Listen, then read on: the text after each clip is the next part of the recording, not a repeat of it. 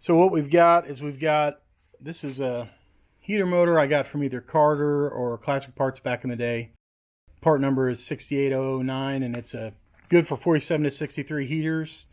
So we've got it here clamped down to the bench, and I've got a 12 volt battery down here on the floor. This is the 12 volt conversion motor, and we've got the this is a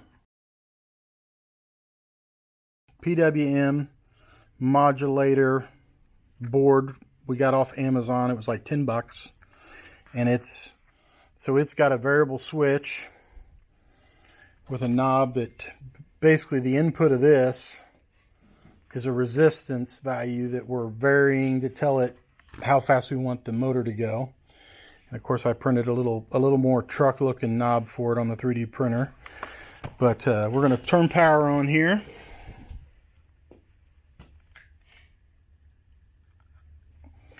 So when that's on, we'll have the red light comes on the pulse width modulation board. So we're just coming up to some leads up here to the power in on this. And this motor's got an orange and a black. The orange is the positive going to the positive and negative here on the board. So it's lit up. So when we turn this knob just a little bit, you get slow. It's going to start picking up.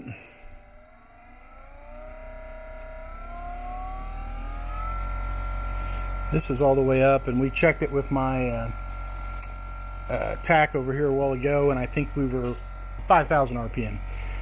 So yeah, we were seeing, in fact, here, Dan, you want to come over here and turn this knob, and we'll look at that. All right, here we go. All right, so Dan's turning up the knob, and we're running like 2,000 RPM right now. Go ahead and turn her up.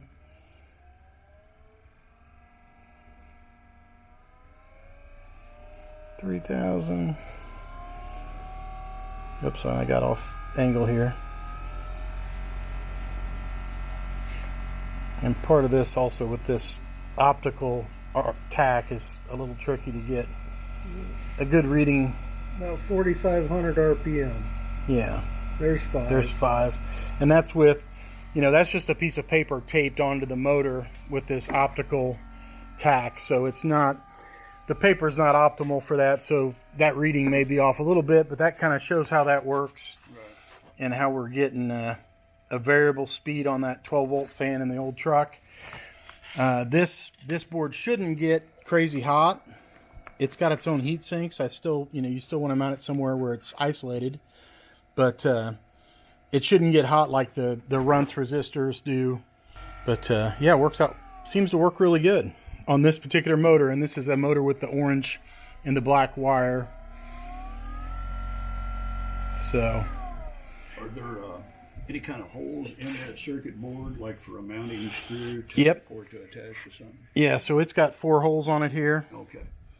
To mount it. Okay. So I would put it in like a project box or something. Yeah. Some kind of plastic box. Okay. That would allow it, protect it from moisture, and definitely want to mount it where your cowl vent, if your cowl vent leaks, it's not going to get wet. So, but that's what we got going.